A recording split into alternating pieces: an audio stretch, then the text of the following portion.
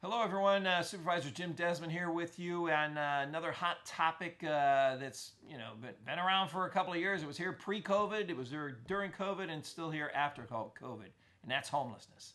And I know a lot of people think, well, why aren't they doing anything on homelessness? It seems to be we play whack-a-mole with these encampments. We move them from one place and they grow and come to another. A lot of communities think that we're shipping them between communities or we're putting them and moving them here around. We're not really doing that, although it may seem that way, but has not been the practice at all. But homeless issues, I want to let you know we have been working on, particularly in North County, and what we've been able to do. Our hands are essentially tied by the state. The state of California says you can't arrest somebody for being homeless.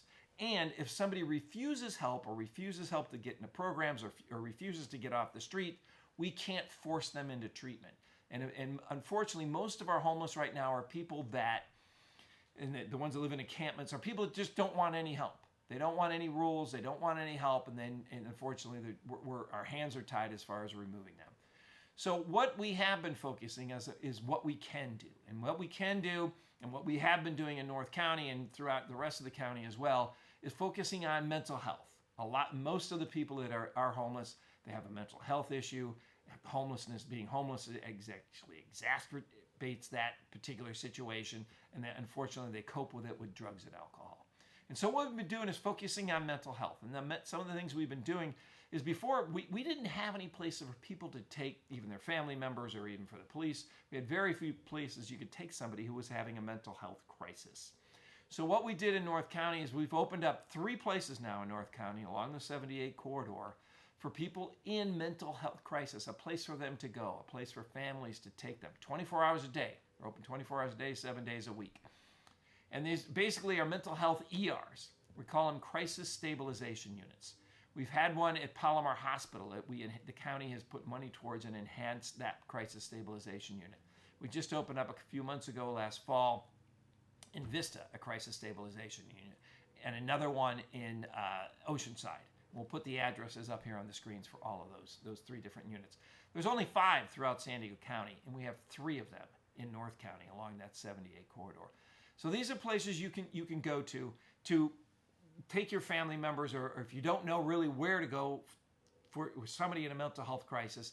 They can be held for up to 24 hours at a crisis stabilization unit. They can be referred to psychiatric beds throughout the county if necessary. We help them get them medicated if they're on medications. We help them with their clothing. We help them with food, and hopefully we try to get them into some sort of housing, either a shelter or affordable housing or some sort of housing throughout San Diego County. We've also put a big emphasis on providing homes. We've over 500 units in the last 2 or 3 years in North County have been built affordable housing. We're looking at another affordable housing project right now in Escondido, across from the old hospital on county land, up to 200 housing units for seniors. Seniors are the next vulnerable group that are, with inflation and high costs of everything, and seniors on fixed income. We want to make sure that we've got affordable housing for seniors. So know that a lot is being done. We've actually got one more thing in North County that we have. It's called One Safe Place. And this has been an effort and a push by our district attorney, Summer Steffen. And this is going to be a place where people who are victims of domestic violence can go to for treatment and for help and for restraining orders and medical exams and housing and clothing, and hopefully we get them to a place where they can stay. Primarily, unfortunately, victims of domestic violence. Maybe it's a mom with a couple of kids. They got to get out of the house. They used to have to go to the police. They used to have to go to a medical examiner. They used to have to go to a lawyer to get a restraining order. All of those things are going to be under one roof. And it's not just domestic violence. It's also victims of sex trafficking, also foster youth, people who just don't have the means or necessary, or if they're victims of some sort of violence act. We want to make sure that we have this place. So this is going to be also coming along that 78 corridor. So even though it may seem we're not doing a lot on homelessness, we're helping. There's a lot of success stories out there of people who want help, we are able to help. There's a lot of success stories, but unfortunately, we still have way too many encampments as well. We're doing what we can, where we can legally, but you can help us by changing some of the laws and lawmakers in Sacramento that are keeping our hands tied and doing more for those with mental illness on our streets.